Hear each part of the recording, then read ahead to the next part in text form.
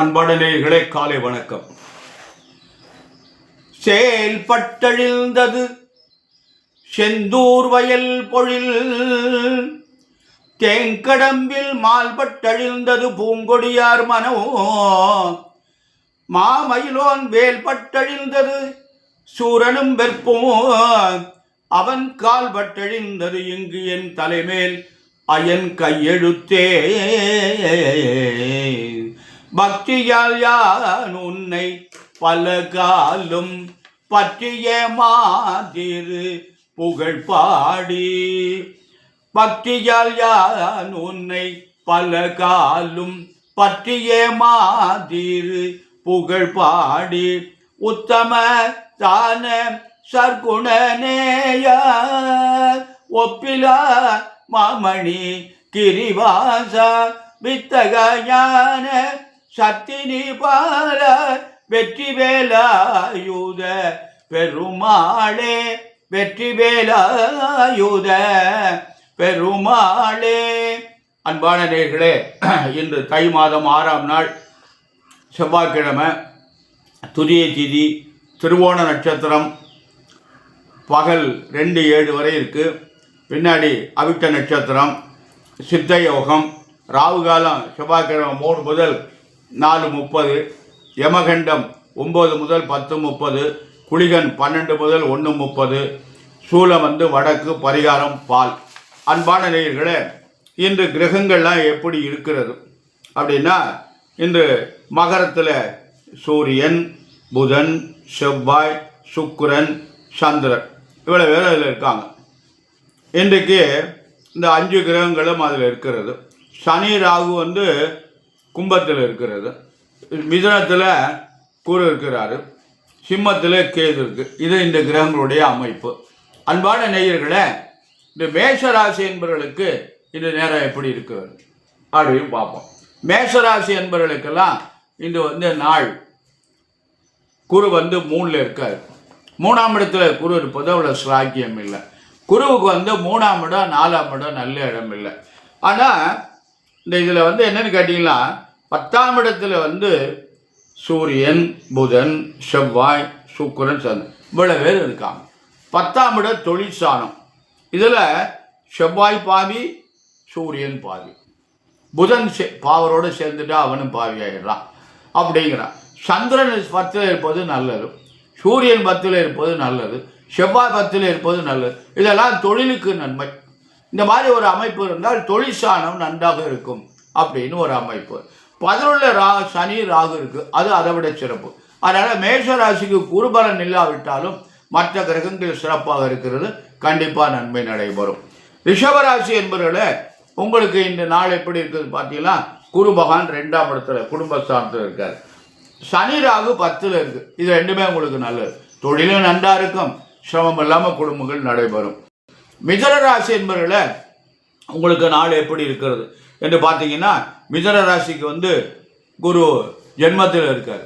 இடமாற்றங்கள் கிடைக்கும், வெளிநாட்டுக்கு போகலாம், வெளிநாட்டில் இருந்தால் இங்கே வரலாம், வீடு மாறலாம், ஊர் மாறலாம், பதவி மாறலாம், எத்தனையோ மாற்றங்கள் இருக்குது. பார்த்து கவனமாக நகட்டுங்க. அதனால் பார்த்து பிரச்சனைகளும் உருவாகும் ஜென்ம குரு, அதனால் ஜாக்கிரதையாக நடந்து கொள்ளுங்கள். அன்பான கடகராசி என்பவர்களே, உங்களுக்கு விரயமான நேரம், உங்களுக்கு எந்த கிரகங்களும் பலமாக இல்லை, அதனால் பார்த்து ஜாக்கிரதையாக நடந்து கொள்ளுங்கள். 8ல் சனி இருக்குது, 8ல் ராகு, இதெல்லாம் கொஞ்சம் சிரமத்தை உண்டு பண்ணும், அதனால் பார்த்து ஞாபகமாக நடந்து கொள்ளுங்கள்.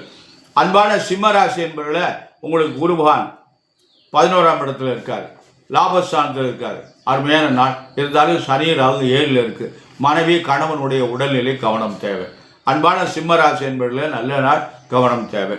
கன்னிராசி என்பவர்களே, உங்களுக்கு குரு பகவான் 10ல் இருக்குது, கெட்ட பேர் ஏற்படும், மேலதிகாரிட்டம் கவனமாக நடந்து கொள்ளுங்கள், ஜாக்கிரதையாக நடந்து கொள்ளுங்கள். 6ல் சனி ராகு இருக்குது, அது நல்லது. இருந்தாலும் குரு பகவான் 10ஆம் இடத்துல இருக்கக்கூடாது, அதனால் பார்த்து நடந்து. வாடிக்கையாளர்கிட்டலாம் கவனமாக நடந்து கொள்ளுங்கள், எல்லாத்திலையும் நிதானமாக நடந்து கொள்ளுங்கள். உங்களுக்கு கெட்ட பேர் ஏற்படுற மாதிரி எதையும் பண்ணிடாதீங்க. நீங்கள் தப்பு பண்ணலைனாலும் உங்கள் மேலே தப்பு பண்ணிட்டோம்னு சொன்னால் வாயை திறக்காதீங்க, கவனமாக நடந்து கொள்ளுங்கள். இன்னும் ஒரு 6 மாதத்துக்கு. அன்பான துளாராசி என்பதில் உங்களுக்கு அருமையான நாள். உங்களுக்கு இந்த குரு பகவான் எப்படி இருக்காருன்னா 9ஆம் இடத்துல இருக்கார், நல்ல நாள். குரு 9ல் இருப்பது அருமையான நாள், எந்த தோஷமும் கிடையாது அப்படின்ற ஒரு அமைப்பு. நல்ல காரியம் அனைத்தும் நடக்கும். அவர்களுக்கு தேவையான காரியங்கள் அத்தனையும் நடக்கும். அன்பான விருச்சிக ராசி என்பதில் உங்களுக்கு அஷ்டம குரு, 8ஆம் இடத்துல குரு இருக்கார். ஒரு 6 மாதத்துக்கு எதையும் செய்யாதீங்க. புதிய முயற்சிகள்லாம் தவிர்த்துருங்க. எந்த காரியத்தையும் நகட்டாதீங்க. அதனால் என்ன பண்ணிட்டு இருக்கீங்களோ, அதாவது அதுக்காக இப்போ நம்ம எதுவுமே பண்ணாமல் சாப்பிட முடியாது. ஏதாவது ஒன்று பண்ணால் தான் சாப்பிடலாம், இல்லைன்னா நம்ம சாப்பிட்றதுக்கு இல்லை. சாப்பிடலைன்னா ஜீவன் வாழ முடியாது. அதுக்காக புதுசாக எதையும் பண்ணாதீங்க. பழசு எது பண்ணிட்டு இருக்கீங்களோ, முன்னாடி என்ன பண்ணுறீங்களோ அதை அப்படியே பண்ணிட்டு வாங்க. விரிவுபடுத்தாதீங்க, அதை அப்படியே செய்யுங்க. வேறு இடத்துல போய் இன்னொரு கடை வைக்கிறேன்னு போகாதீங்க. இதெல்லாம் செய்யாதீங்க. அன்பான தனுசு ராசி என்பதில் உங்களுக்கு அமோகமான நாள். உங்களுக்கு நல்ல நாள், நல்லது நடக்கும். திருமணம் நடைபெறும், குழந்தை ஏற்படும், வீடு வாங்கலாம், வேலை கிடைக்கும். அன்பான மகர ராசி என்பதில் உங்களுக்கு ஏழையினுடைய தாக்கம் இருக்கிறது. இன்னும் ஒரு மாசி 22ஆம் தேதி வரையும் இருக்குது. அதுக்கு பிறகு இந்த 7 சனி முடிஞ்சிருது உங்களுக்கு. அதனால் அவங்கவுங்க வயதுக்கு தக்கபடி முதல் சுற்று, 2வது சுற்று, 3வது சுற்றெல்லாம் முடிஞ்சிருது. பார்த்து கவனமாக நடந்து கொள்ளுங்கள். குரு 6ல் இருக்கார். ஆரோக்கியத்தில் ரொம்ப கவனம் தேவை. உடல்நிலையில் ரொம்ப ஜாகிரதையாக நடந்து கொள்ளுங்கள். அன்பான கும்பராசி என்பதில் உங்களுக்கும் 7.5 இருக்கிறது. ஜென்மச்சனி நடந்து கொண்டு இருக்கிறது. இந்த ஜென்மச்சனி விலக போகுது. மாசி மாதத்தில் விலகிறாரு. அப்புறம் 2.5 வருஷம் கழிவு சனி என்று சொல்லுவாங்க. சில பேர் பாதச்சனின்னு சொல்கிறாங்க, இப்படி இல்லைன்னு சொல்கிறாங்க. அதனால் பார்த்து கவனமாக நடந்து கொள்ளுங்கள். மீனராசி என்பவர்களை உங்களுக்கு இந்த மீனராசி, கும்பராசி, மகராசி என்பவர்களாம் 7.5 தாக்கம் இருக்கிறது. பார்த்து கவனமாக நடந்து கொள்ளுங்கள். சனிக்கிழமை தோறும் விரதம் பாருங்க. சனிக்கிழமை அன்னைக்கு சனி பகவானுக்கு எள்ளு தீபம் ஏற்றி அர்ச்சனை பண்ணுங்க. முடிஞ்சதுன்னா வன்னி பத்திரம் கிடைச்சதுன்னா வன்னி பத்திரத்தால் சனி பகவானுக்கு அர்ச்சனை பண்ணுங்க. வன்னி கன்று கிடைச்சுன்னா வாங்கி பயிற்சி செய்யுங்க. இதெல்லாம் ஒரு நல்ல பலன். அன்பான நேயர்களை, நாம் இறை வழிபாடு தான் நமக்கு ரொம்ப நல்லது. இப்போ நம்ம நேற்று இந்த ஆலயங்களில் தீபம் ஏற்றுவது எப்படின்னு ஒரு முறையை நம்ம பார்த்தோம். ஒருத்தர் கேட்டிருந்தார், முருகானந்தம்ங்கிறது ஒருத்தர் கேட்டிருந்தார். ஆலய வழிபாடு, இது ஆலயத்தில் தீபங்கள் எப்படி ஏற்றுவது என்று கேட்டிருந்தார். அதற்கு நேற்று விளக்கம் சொல்லியிருந்தோம். அதை எல்லோரும் கேட்டிருப்பீங்க. அது நீங்கள் கேட்டதோடு இல்லாமல் பக்கத்தில் உள்ளவங்களுக்கும் சொல்லுங்கள். அதே மாதிரி இந்த ஆலய வழிபாடு இருக்குது பார்த்தீங்களா, அது எப்படின்னு ஒரு கருத்து இருக்குது. ஒவ்வொருத்தரும் தவறான வழிபாடுகளை நம்ம செய்கிறோம். ஒவ்வொருத்தரும் அதை இந்த ஆலயத்தில் உள்ளவங்க யாருமே கண்டுக்கிறது இல்லை. இப்போ முதல்ல நம்ம கோயிலுக்குள்ளே போகும்போது கோபுரத்தை தரிசனம் பண்ணணும். கோபுர தரிசனம் கோடி புண்ணியம் அப்படின்னு சொல்கிறாங்க. முதல்ல உள்ளே நுழையிற போது கோபுரத்தை தரிசனம் பண்ணிட்டு காலணியெல்லாம் கழட்டி வாசலே கோபுரத்துக்கு அப்பாலே வைத்துட்டு உள்ளே போய் கொடிமரம் இருந்தால் கொடிமரத்துக்கு முன்னாடி, அல்லது கொடிமரம் இல்லை என்றால் வெளிபீடத்துக்கு முன்னாடி நின்று இறைவனை வணங்கிட்டு, அப்படியே நந்தி பகவான் இருந்தார்னா நந்திக்கிட்ட போய் முன்னாடி அவர்கிட்ட பிரார்த்தனை பண்ணிக்கிட்டு அவர்கிட்ட உத்தரவு வாங்கிட்டு அப்படியே போய் விநாயகர் பெருமானை பிரார்த்தனை பண்ணிக்கிட்டு அவருக்கு உக்கி போட்டுட்டு அப்படியே மூலவர் சிவபெருமான்கிட்ட போய் பிரார்த்தனை பண்ணுறது. சிவபெருமானை வணங்கிட்டு அப்படியே தாய் பரமேஸ்வரியை வணங்கிட்டு அப்படியே தட்சிணாமூர்த்தியை வணங்குவது, அப்படியே கன்னிமூலையில் இருக்க மகா கணபதியை வணங்கிட்டு லிங்கோத்பவரை வணங்குவது, முருகப்பெருமானை வணங்குவது, துர்க்கையை வணங்குவது, சண்டிகேஸ்வரை வணங்குவது. சண்டிகேஸ்வரை போகும்போது போன பக்கமே திரும்பி வந்துடும். சண்டிகேஸ்வரையும் சிவனையும் பிரிக்கப்படாது, சுற்றி வரப்படாது அப்படிலாம் சொல்லுவாங்க. அதெல்லாம் பெரியவங்களுடைய கருத்து. அப்படியே வணங்கிட்டு அப்படியே நவகிரகத்தை ஒரு வலம் வந்துட்டு அப்படியே கொடிமரத்துக்கு முன்னாடி சாஷ்டாங்கமாக, ஆண்களாக இருந்தால் ஃபுல்லாக நல்ல சாஷ்டாங்கமாக நமஸ்காரம் பண்ணணும். பெண்களாக இருந்தால் மண்டிட்டு நமஸ்காரம் பண்ணிட்டு அந்த இடத்துலையே உட்கார்ந்து சற்று நேரம் அந்த இறைவனை நாம் தியானம் செய்து ஏதோ ஒரு நமக்கு தெரிஞ்ச ஓம் நம சிவாயா, சிவாலயத்துக்கு போனோம்னா அதை விட மந்திரம் வேறு எதுவும் இல்லை. ஓம் நம சிவாயா, ஓம் நம சிவாயா, ஓம் சக்தி, ஓம் சக்தி. மற்றதெல்லாம் நமக்கு ஒன்றுமே தெரியலன்னு வச்சுக்கோங்களேன். இது போகிறோம். இதை விட ஓம் நம சிவாயா என்ப திருமந்திரத்தை விட உயர்ந்த மந்திரம் எதுவுமே கிடையாது.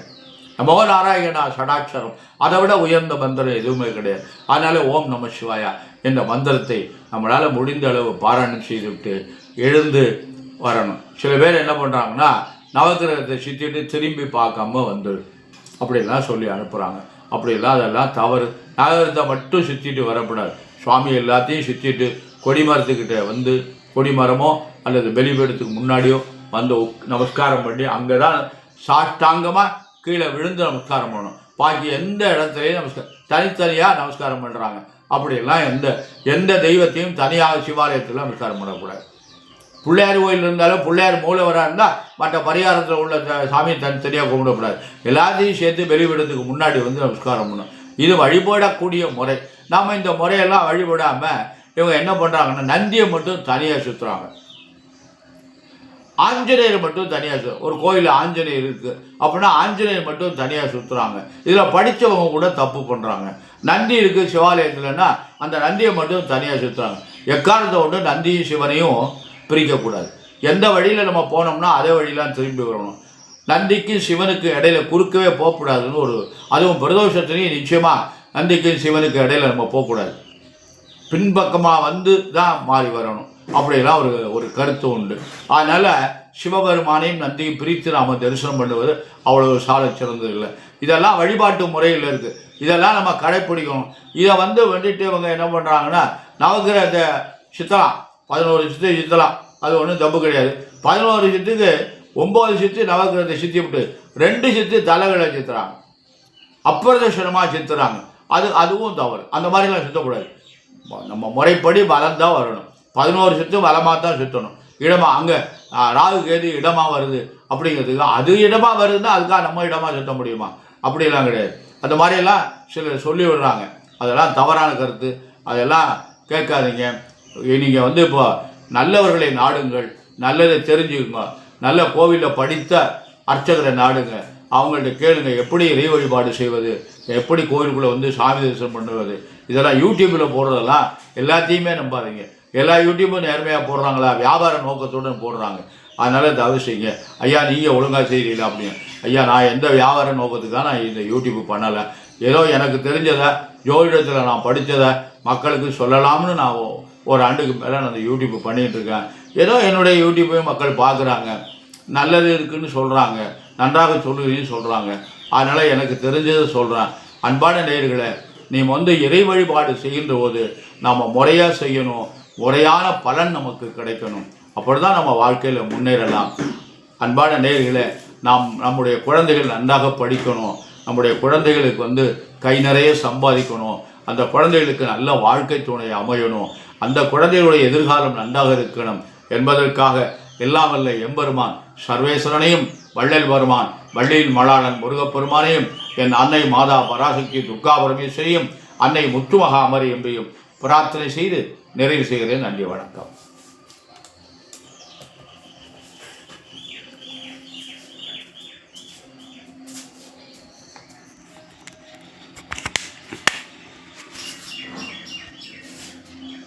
Good.